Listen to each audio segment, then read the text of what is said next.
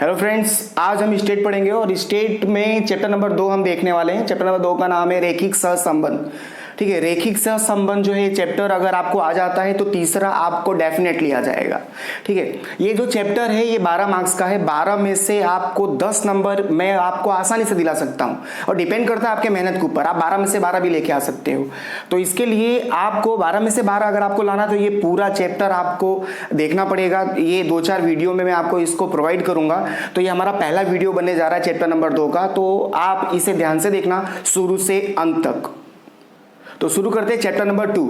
Chapter number 2 के हर question में आपको x और y ये दो टाइप के वेरिएबल दिए जाएंगे। ठीक है, ये आपको x और y इस तरह के दो आपको चल दिए जाएंगे। हर सवाल में x और y होगा। ठीक है, और हर सवाल में आपको पूछा जाएगा सहसंबंध बताओ।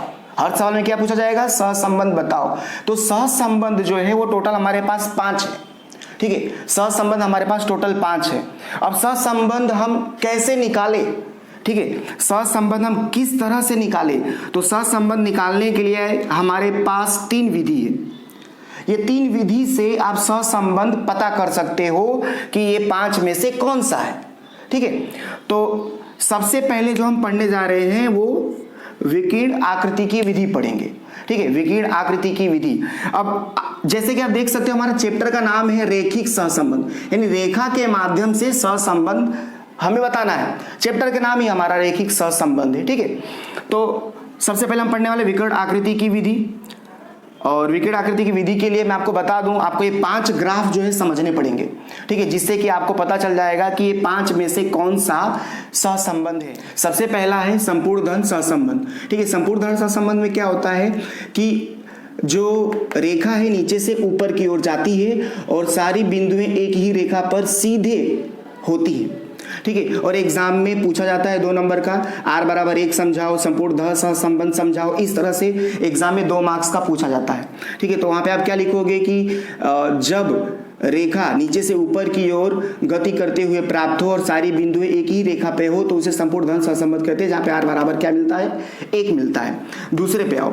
दूसरा देखो, नीचे से ऊपर की ओर रेखा जा तो रही है लेकिन यहाँ पर थोड़ा सा नीचे उतरा फिर ऊपर बढ़ा तो इसे कहेंगे आंशिक धन सहसंबंध। ऊपर जा रहा है लेकिन उतार चढ़ाव लेगा तो आंशिक।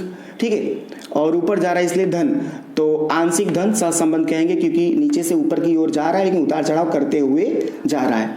और यहाँ पे याद क्या रखना है कि r बराबर यहाँ पे क्या मिलता है? 0 से 1 के बीच में मिलता है।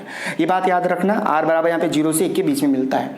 फिर तीसरा नंबर देखो, ऊपर से नीचे की ओर जो है रेखा जो है गति कर रही है, ऊपर से नीचे की ओर, और सारी बिंदुएं एक ही रेखा पे होनी चाहिए, तो उसे हम कहेंगे संपूर्ण ऋण सहसंबंध।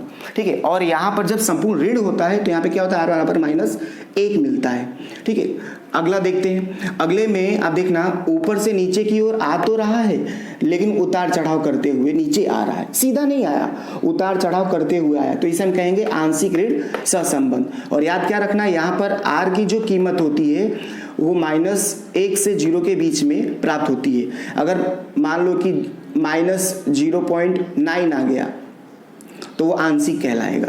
ठीक है, -0.4 आ गया तो आंशिक ऋण कहलाएगा, माइनस में आ जाए तो। ओके, सहसंबंध का अभाव में क्या होता है गाइस? वो इसकी कोई दिशा नहीं होती है, ये दिशा विहीन होती है। ठीक है, और ये इस तरह से दिखाई देगा आपको। ठीक है, तो r बराबर यहाँ पे क्या मिलता है? 0, ये याद रखना। तो इस तरह से विकीर्ण आकृति की विधि में आपको ये 5 में से कोई भी एक तरह का ग्राफ अगर दिखाई दे, किसी भी एक तरह का ग्राफ दिखाई दे, तो आप उसे समझ जाओगे कि हाँ ये कौन सा सहसंबंध है।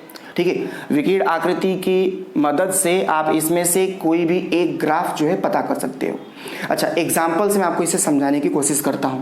तो देखो, एग्जाम्पल में x और y की कीमत देखो यहाँ पे दी हुई है। जैसे कि मैंने बताया था इसके हर सवाल में x और y दिया होगा, तो यहाँ पे x और y की वैल्यू दी हुई है। ठीक है, तो आप देखो कि सबसे बड़ा इसमें क्या है? तो 18 है, और y में सबसे बड़ा क्या है इसके अंदर? 12 है। तो अब आपने वो करना क्या है कि अब आपको इसमें x में 18 तक आपको जाना है, तो मैं यहाँ पे 2-2 का गैप ले लेता हूँ, आप 1-1 का भी गैप ले सकते हो, आप 5-5 का भी गैप ले सकते हो। लेकिन आरेख में आप जानते होंगे कि ज़्यादा आरेख आपको छोटा नहीं करना है और ज़्यादा आपको बड़ा नहीं करना है। तो मैं यहाँ पे 2-2 का अंतर लेकर के मैं 18 तक गया, और यहाँ पे 12 था तो 2-2 का अंतर लेकर के मैं यहाँ पे 12 तक आ गया। ठीक है, तो अब देखो कैसे, x में 15 और y में 5, तो x में 15, तो आप देख सकते हो ये 14 और 16 के बीच में 15 आपको मिल जाएगा, और यहाँ पे क्या आ गया 5। ठीक है, तो और आप बिंदु करके उसे सर्कल कर दो। फिर उसके बाद 18, x का 18 और y का 2, x का हमारे पास 18 चाहिए हमें, ये रहा, और y का 2, तो यहाँ पे इंटरसेक्ट कर रहा है, तो यहाँ पे बिंदु करके आप उसे सर्कल कर दो। फिर यहाँ पे 8x और y जो है 12, तो x जो है हमें 8 यहाँ पे चाहिए और ये 12 यहाँ पे आए, आप सर्कल कर दो। 10 पे 10, तो यहाँ पे देख सकते हो x में 10 और y में भी 10, यहाँ पे आओ सर्कल कर दो। 12 और 8, तो इस तरह से 12 और ये 8 यहाँ पे आपको सर्कल कर देना है। तो ठीक है, आपने इसे सर्कल कर दिया। अब आपको क्या करो, स्केल से, हाथ से नहीं करना, तो आपको स्केल से इसे क्या करना है, मिलाना है। ठीक है, तो आप देख सकते हो कि ये आपने, ये जो आपको ग्राफ, ये जो आपको आरेख मिला वो 5 में से किस तरह से दिख रहा है। तो आप देख सकते हो 5 में से ये तीसरा नंबर आपको दिख रहा है। तो आपको यहाँ पे लिखना पड़ेगा, नीचे हमें लिखना पड़ेगा, मैं यहाँ पे साइड में लिख देता हूँ गाइस, ध्यान देना। ठीक है, तो आपको यहाँ पे लिखना पड़ेगा ऐसे, नीचे आंसर आपको ऐसे लिख करके नीचे आपको लिखना है कि x और y के बीच में कौन सा वाला है गाइस, तीसरा वाला। तो तीसरा क्या है, संपूर्ण ऋण सहसंबंध। तो x और y के बीच में संपूर्ण ऋण सहसंबंध है। इस तरह से आपको क्या करना है, लिखना है। ठीक है, तो उम्मीद है कि ये जो मैंने एक एग्जाम्पल दिया आपको समझ में आया होगा। ठीक है, और ये 3 मैंने यहाँ पे एग्जाम्पल दिए हैं, आप इसे करो। ठीक है, करना बहुत जरूरी है, अगर आप नहीं करोगे तो इसमें क्या है, आपका लॉस है। अभी लॉकडाउन में पूरा स्कूल बंद है और 4-5 महीना बंद रहेगा, एग्जाम तो होगा ही। ठीक है, तो आप अगर करते रहोगे, फ्री टाइम में 2-2, 3-3 भी अगर आप एग्जाम्पल करते हो तो ये इट्स बेटर फॉर यू।